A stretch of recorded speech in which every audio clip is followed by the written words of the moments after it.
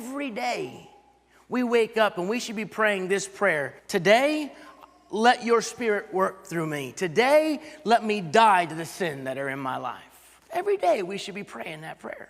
Notice his prayer in the garden in Matthew. If it be your will, let this cup pass from me. If it be your will, God. It never was about him for him. Even when he was dying on the cross, he was thinking of his mother. John, please take care of her. When he prepared that Passover meal, he was thinking of his apostles. When he prayed that high priestly prayer in John chapter 17, he's praying for his apostles and his believers because it was all about everybody else for Christ. Philippians chapter 2 tells us he humbled himself even to the point of death. So when we think about this first statement in this verse, for I've been crucified with Christ, yet I live. When you take over Romans chapter 6 and what Paul is trying to illustrate in the first 4 verses, and then picks up in verse 5, it's not the idea of me living for sin, but it's me dying to sin to live for Christ. Guys, we cannot live until we die. We cannot live for him until we die. And that's something we constantly have to do. Every day we wake up and we should be praying this prayer. Today, let your Spirit work through me. Today, let me die to the sin that are in my life. Every day we should be praying that prayer. Because I know, as well as you, we're human.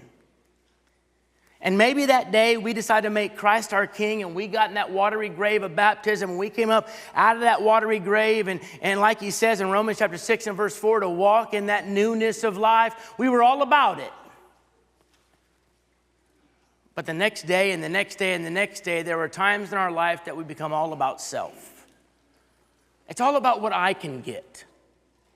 It's all about what I can provide to me, to make me happy, to suit my pleasures, to suit my passions, to make sure I'm taken care of. But that's not the Christian way.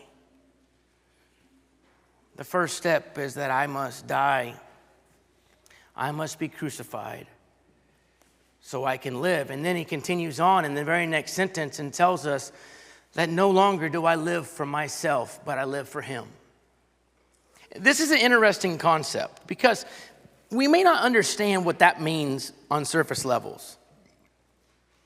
What do you mean I live for him and not myself? I'm also told to love myself and take care of myself.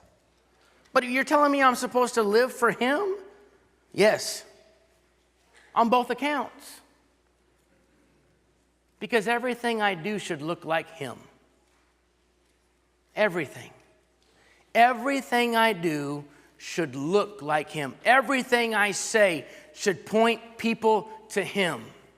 Every action I make should point people to him. In fact, 2 Corinthians chapter 5 and verse 20, Paul makes his statement that we are to be ambassadors for Christ.